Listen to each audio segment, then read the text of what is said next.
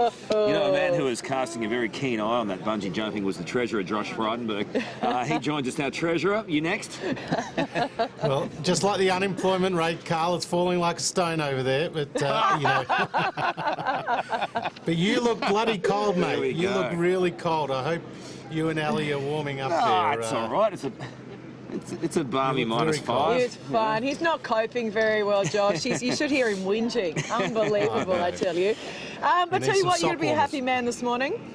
Really happy. And the unemployment numbers have again signified the strength of the Australian economy. 115,000 new jobs were created last month.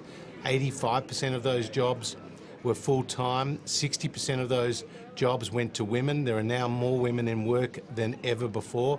And the unemployment rate is at 5.1%, the same level it was in February last year before the pandemic began here in Australia. And the other really good news is that the economy's been really resilient even after the end of JobKeeper. So since the end of JobKeeper, 84,000 new jobs have been created. So this is good news for the economy and a sign that there is light at the end of the tunnel. These continued outbreaks, though, must be causing economic damage. Well, Ali, definitely outbreaks and lockdowns, more particularly, dent confidence. They hurt investment and they ultimately cost jobs. That's why we need to do everything we can as a country to suppress the virus as successfully as we have done to date. Follow the health advice, but also get the jab for those who are eligible is really important. You say getting the jab is important, but then, you know, we hear the advice AstraZeneca has changed overnight. Now, if you're between 50 and 60, you shouldn't get it. I mean, it doesn't do much for confidence, does it? Well, there are challenges with the AstraZeneca vaccine, not just here in Australia, but globally. It's cautious advice from ATAGI, and it's advice that we have taken. I note that in the United Kingdom, the AstraZeneca vaccine is available for those aged 40 and over. In Korea, it's those aged 30 and over. Indeed, in Germany, it's for those aged 18 and over. Here in Australia, it's for those aged 60 and over. But more than 6 million jabs have been administered. Importantly, the most vulnerable parts of the population, those over age 70, 60% of those people have received a dose of the vaccine, and for those aged 50 and over, more than 40% have received a dose of the vaccine. So we're rolling out the vaccine as quickly as possible, and there is more Pfizer that's also coming online, and those supplies will help more people get the jab. When is that happening, Josh? Because I know shifting goalposts is a confidence killer. Yeah, well, we've got more than 2 million Pfizer doses available right now, Karl, and we'll have more than 3 million available by the end of July. And we are rolling out the vaccine to the eligible population. So people should continue to follow the medical advice, and ATAGI have made clear, despite the latest challenges, that AstraZeneca remains a safe and appropriate vaccine for those in the bracket 60 and over. Look, just going back to the better jobless rate, do you think in turn we're going to see a rise in interest rates? Well, again, those are decisions for the Reserve Bank board, not for government. But the governor has said repeatedly and publicly that he is not looking to increase interest rates in the immediate term.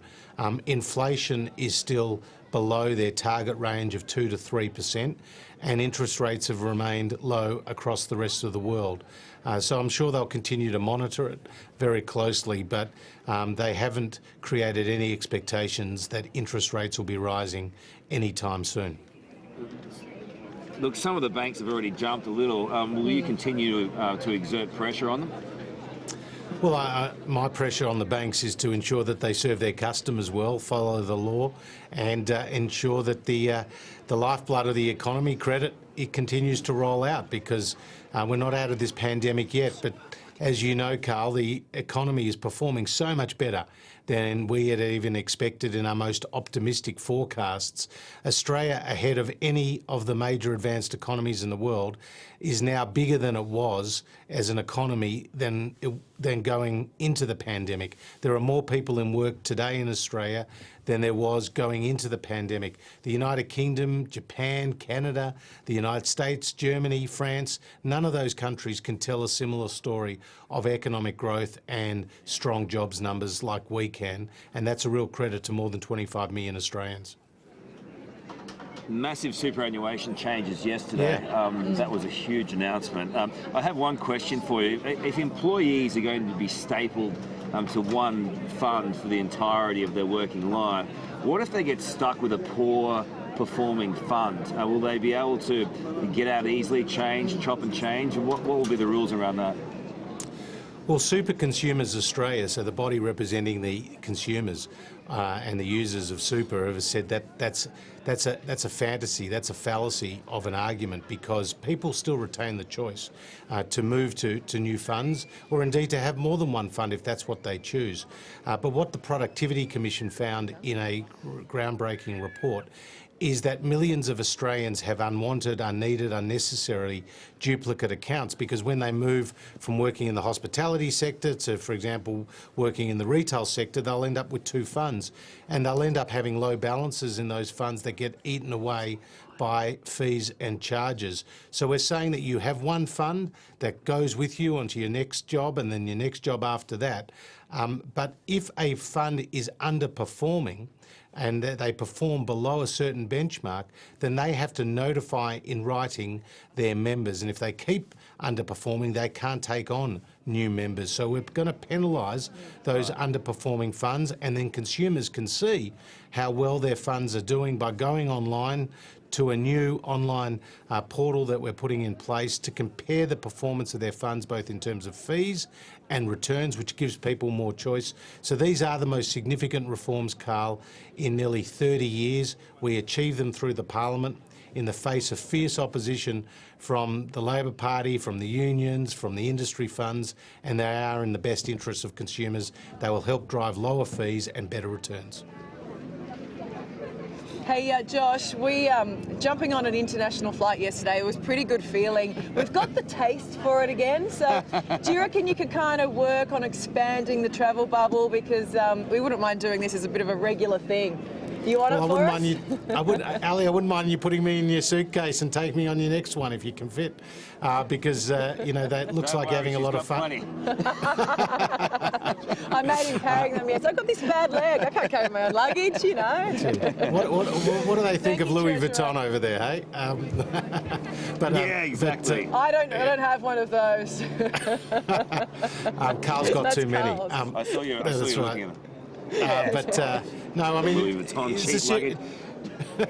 it's a serious question, Ali, which is, you know, when can we open those international borders? And we had an assumption in the budget that the international borders would gradually reopen from the middle of next year. That's an assumption, not a policy decision.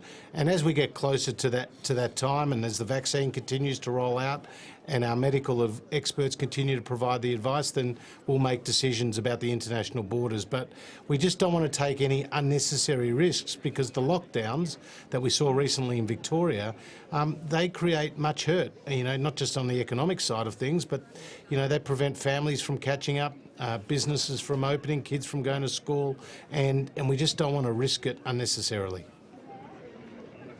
Okay. All right. Thanks very much, Treasurer. Appreciate your time today. Still to come.